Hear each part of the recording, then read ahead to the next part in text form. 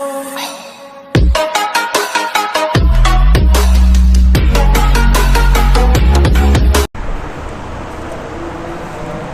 सब ने आसपास देखा होगा, जैसे भी हमारे कोई भी चोट आ जाती है, कोई भी अपने इन्फेक्शन हो जाता है, तो उस टाइम पे अपने को सलाह क्या मिलती है। अगर अपन दोस्तों से पूछे कि क्या दिक्कत है, मेरे ये दिक्कत है, तो मैं क्या करूं, तो वो एक नाम लेते हैं एंटीबायोटिक ले लें।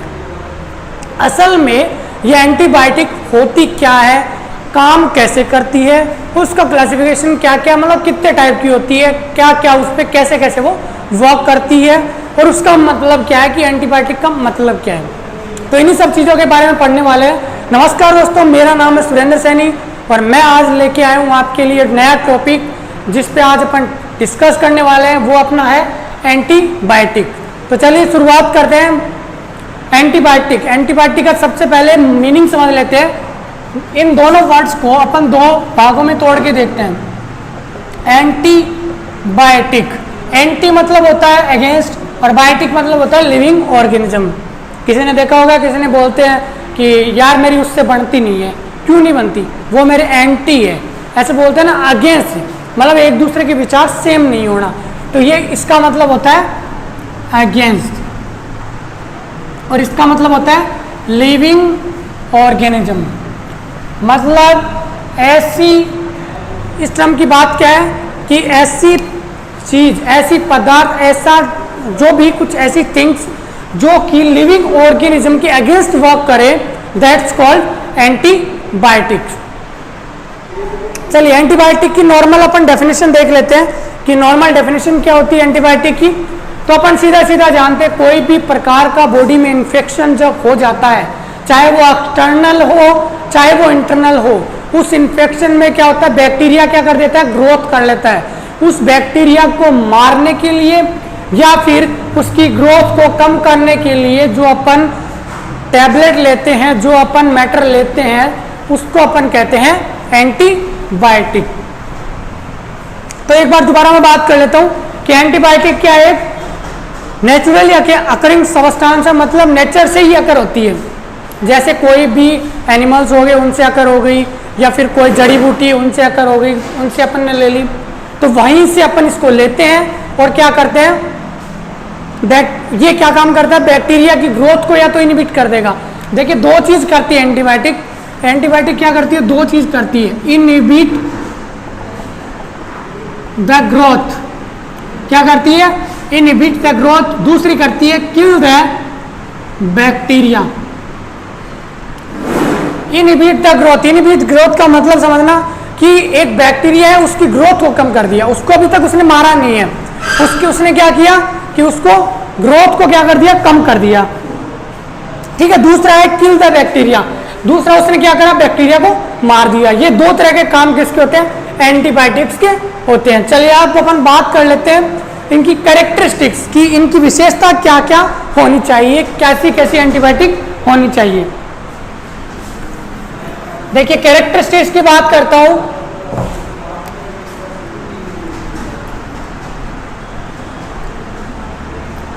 कैरेक्टरिस्टिक्स में एक मेरा सीधा सीधा है कि भाई एक तो किल और इनहिबिट द बैक्टीरिया, दूसरा मेरा क्या इसमें, causing no allergic reaction to host cell. यानी पहला मेरा क्या था कि बैक्टीरिया को या तो मारे वो, या फिर उसकी ग्रोथ को क्या कर दे, इनहिबिट कर दे। दूसरा था causing no allergic reaction to host cell, कि होस्ट सेल पे कोई भी रिएक्शन उसको नहीं करना है, ठीक है। दूसरा should be stored in solid form.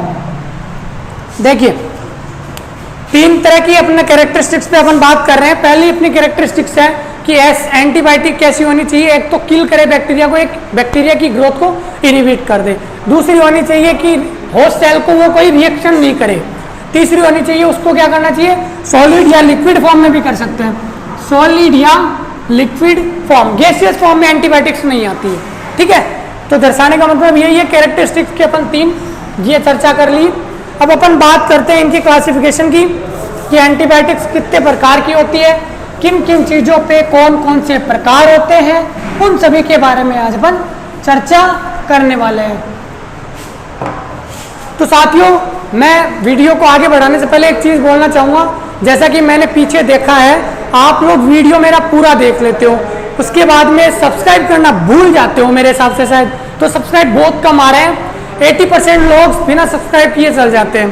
तो ऐसा मत करो यार, सब्सक्राइब वाला रेड बटन जरूर दबा के जाओ और वीडियो को लास्ट तक जरूर देखो, क्योंकि आप क्या करते हो, स्टार्टिंग से देख लेते हो फिर बाद में उसको छोड़ देते हो, फिर कोई मतलब नहीं है, मोटिव नहीं है। मोटिव अपना ये है कि अगर अपन ने एक टॉपिक स्टार्ट कर दिया तो उसको क्लियर करें, पूरा का पूरा उसको देखो, समझो क्या बोलना चाह रहा हूँ, फिर आप कमेंट करो और शेयर जरूर करो इस वीडियो को, ठीक है। चलिए क्लासिफिकेशन की बात कर लेता हूँ।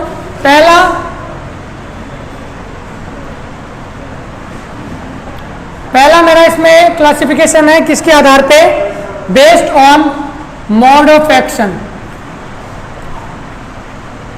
Based on mode of action, इसमें 2 प्रकार की आती है। पहला आता है मेरा बैक्टीरियोस्टैटिक, दूसरा आता है मेरा बैक्टीरियोसाइडल। देखिए 2 चीज है, 2 टर्म अभी भी मैंने बात करी थी, इनहिबिट और किल।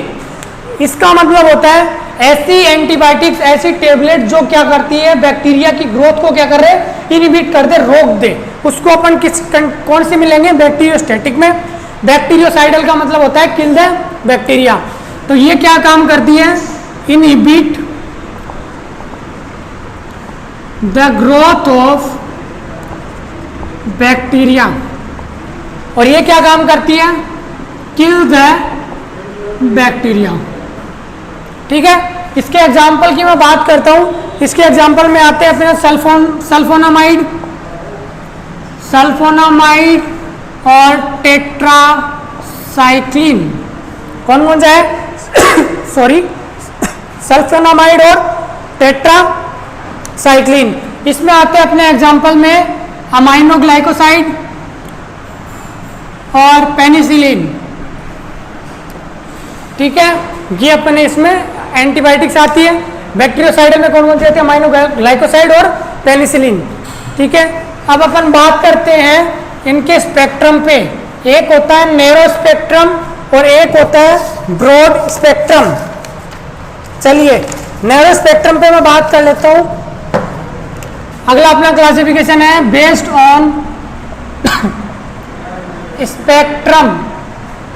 स्पेक्ट्रम पे 2 टाइप आ गए अपने, नैरो और ब्रॉड, यानी ये एक छोटा सा पार्ट है, अगर इस पे कोई एंटीबायोटिक काम कर रही है तो उसको क्या बोलेंगे, नैरो स्पेक्ट्रम। ये इतना बड़ा पार्ट है, ये क्या हो गया, ब्रॉड हो गया, बहुत ज्यादा लंबा हो गया, बहुत ज्यादा बड़ा हो गया, इसको क्या बोलेंगे अपन, ब्रॉड स्पेक्ट्रम। तो इसकी अपन बात कर लेते हैं। नैरो स्पेक्ट्रम में कौन कौन सी एंटीबायोटिक आती है, इनमें आते हैं मैक्रोलाइड्स और पॉलीमाइसिन्स। कौन कौन सी आती है, मैक्रोलाइड्स और पॉलीमाइसिन्स। इसमें आते हैं अपनी टेट्रासाइक्लिन, ठीक है। स्पेक्ट्रम पे बात हो गई। अब अपन बात करते हैं आगे, स्पेक्ट्रम से आगे अपनी है मैकेनिज्म ऑफ एक्शन, कैसे वर्क करती है, उन पे अपन 3-4 चीजों के बारे में पढ़ेंगे। देखिए based on mechanism of action, इसमें मेरा पहला आता है sorry, drug which inhibit cell wall synthesis. Cell wall synthesis. दूसरी आती है drug which inhibit protein synthesis.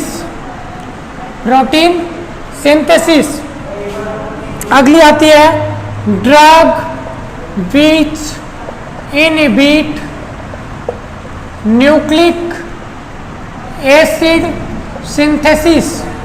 ठीक है, अगली आती है इसमें drug causing cell membrane leakage.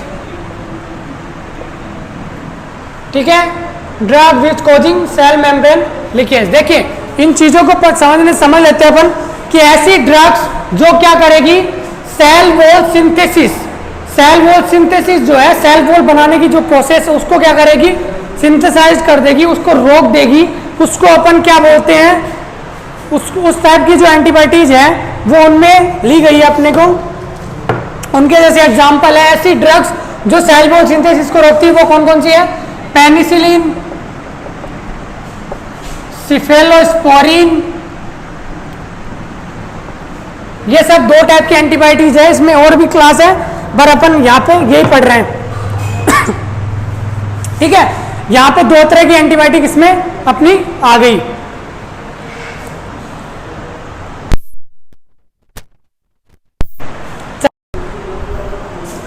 तो अपन बात कर ली अपन ने जो ऐसी ड्रग्स हो कि सेल वॉल सिंथेसिस को इनहिबिट करती हो, उसमें कौन कौन सी आती है, पेनिसिलिन और सिफेलोस्पोरिन। अगली बात कर लेते हैं ऐसी ड्रग्स जो कि प्रोटीन सिंथेसिस को रोकती हो, उसमें कौन कौन सी आती है, स्ट्रेप्टोमाइसिन और मैक्रोलाइड्स। अब ऐसी ड्रग की बात कर लेते हैं जो कि न्यूक्लिक एसिड सिंथेसिस को रोकती हो, उसमें कौन कौन सी आती है, क्विनोलोन और मेट्रोनिडाजोल।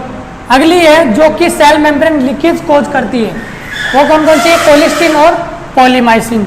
तो ये था classification based on mechanism of action. तीन तरह के क्लासिफिकेशन पढ़े, एक पढ़ा स्पेक्ट्रम पे, एक पढ़ा मोड ऑफ एक्शन पे। ठीक है, तीन तरह के इसके क्लासिफिकेशन होते हैं। ये था अपना शॉर्ट इंट्रोडक्शन एंटीबायोटिक्स के बारे में।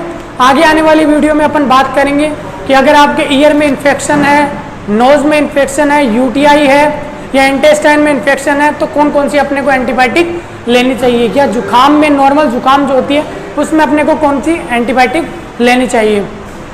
तो अगर आपको वीडियो ये अच्छी लगी हो तो चैनल को सब्सक्राइब करें और लाइक करना न भूले वीडियो को। और यार कमेंट में लिख के बताओ मेरे को कि वीडियो आपको कैसी लगी हो।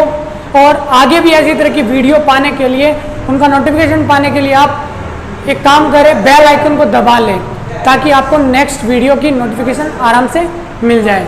So thank you so much guys for watching this.